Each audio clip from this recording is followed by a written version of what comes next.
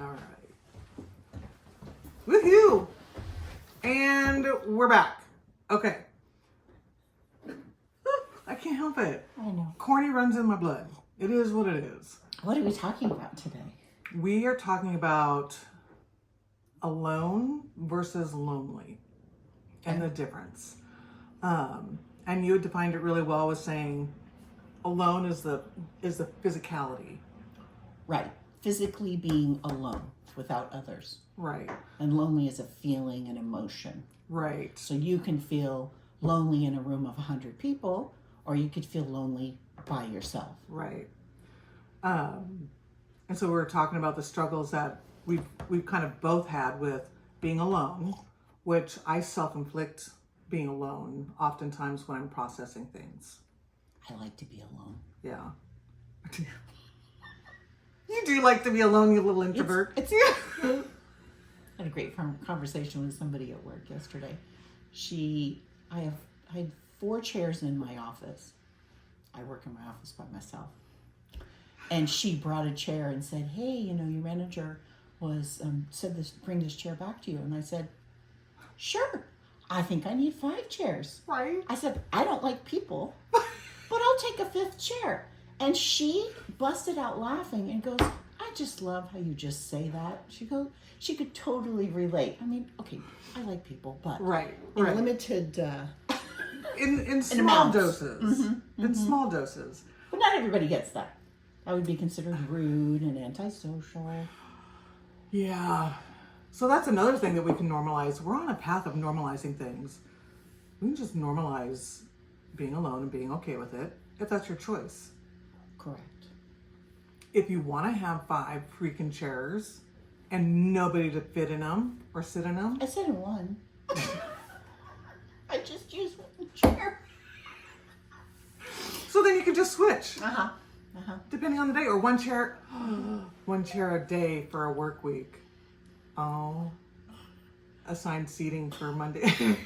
So lonely and alone. Okay. Squirrel.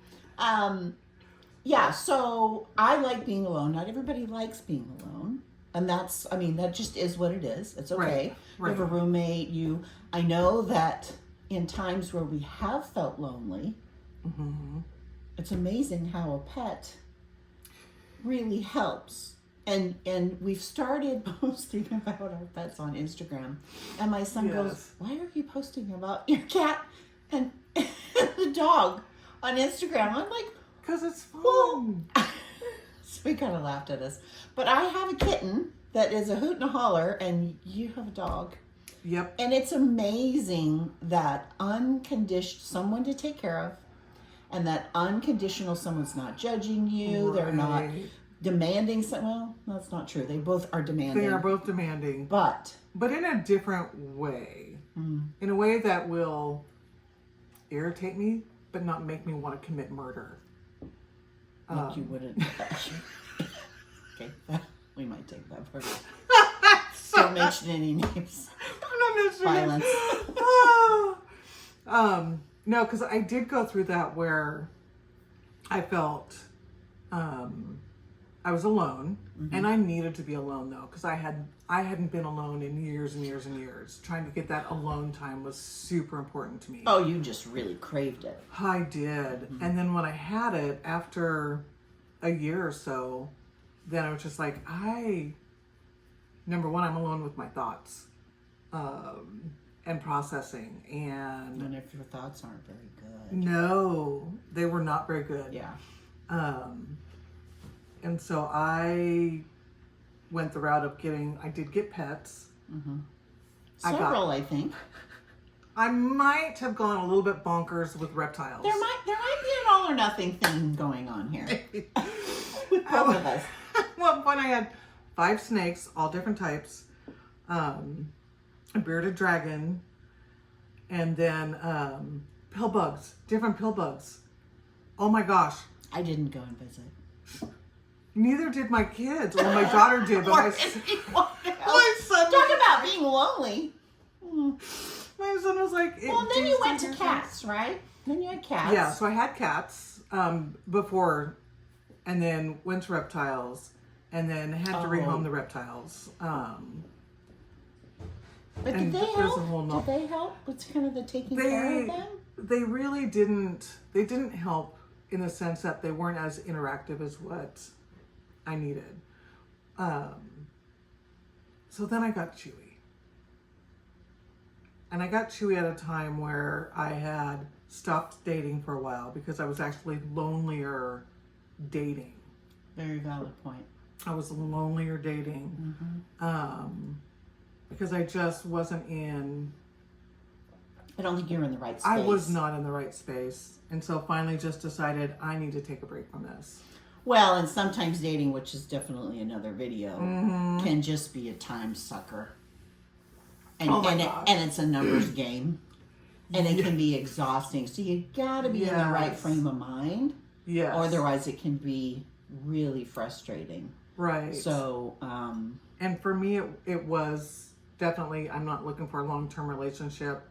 And it was just hours just of companionship. Scrolling. Yeah. Of scrolling and scrolling. And chatting, because again, it took up time. I wasn't dealing with my crap.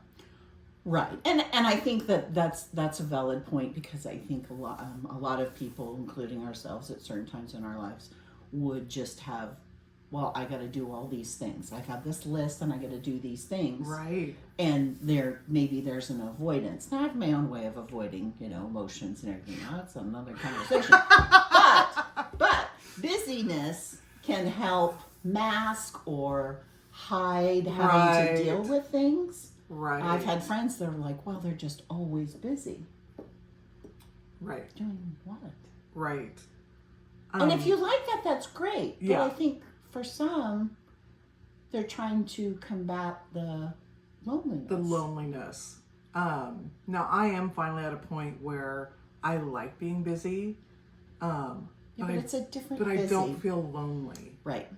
What I keep myself entertained with is meaningful for me, and I find joy in it. Right. And I don't feel empty afterwards. It's not, maybe busy isn't even a good, it's a choice of activities that you make that create a connection. Right. Just having friends or going to lunch, but you don't have a connection.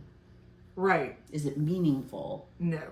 And does everything have to be meaningful? No. No. However, when you've got life full of just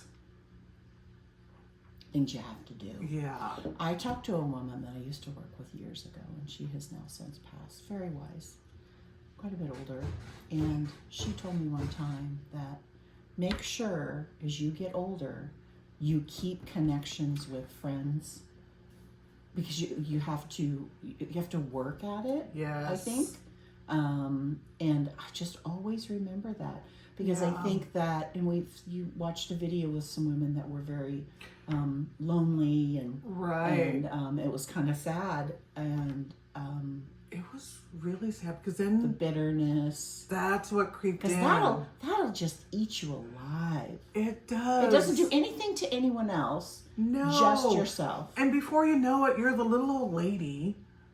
Even if you're only 40, you're the little old lady sitting in the yard going, "Get off my lawn! Yeah.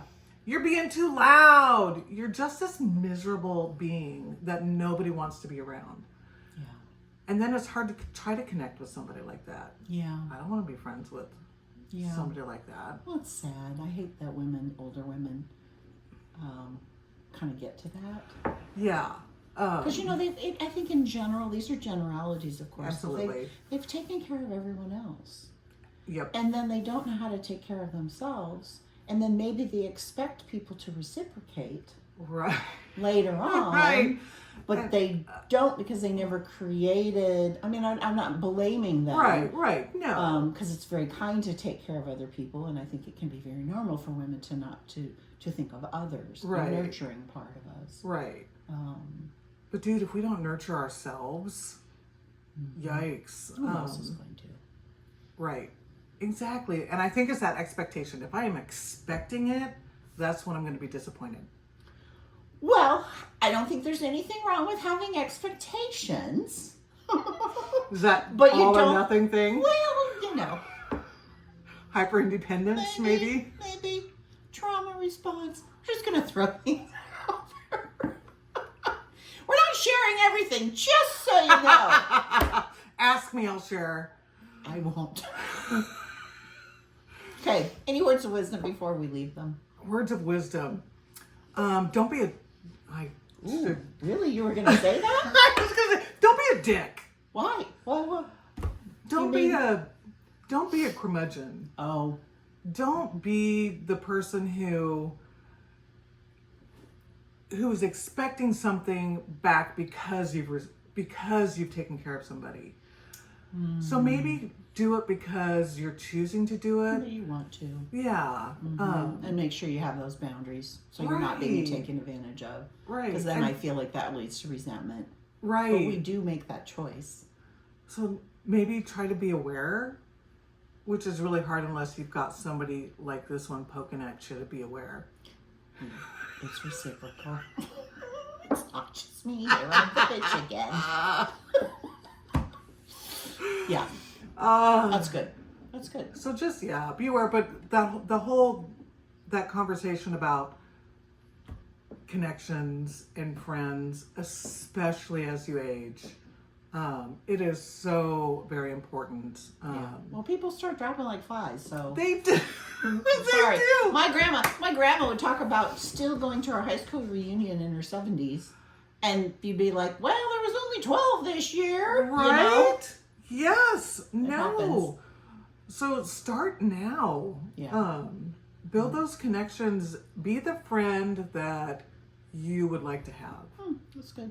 Oh, that was good. Oh, Dang. I think I need to think about that. Okay.